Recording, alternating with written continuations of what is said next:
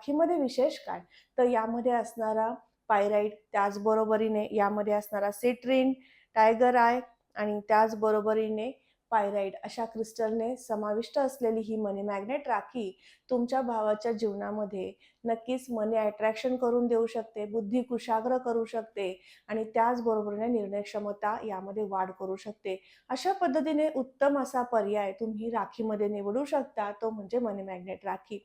ही राखी कोणत्या वर्गांसाठी महत्त्वाची आहे, हेही समजून घेऊयात.